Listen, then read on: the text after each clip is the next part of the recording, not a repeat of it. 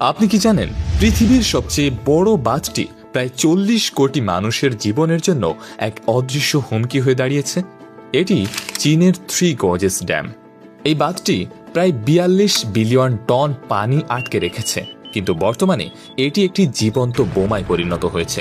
2020 সালে স্যাটেলাইট ইমেজে বাঁধটির কাঠামোতে অস্বাভাবিক নড়াচড়া লক্ষ্য করা যায়। প্রকৌশলীরা আতঙ্কিত হয়ে পড়লেও সেই রিপোর্টগুলো দ্রুত ধামাচাপা দেওয়া হয়।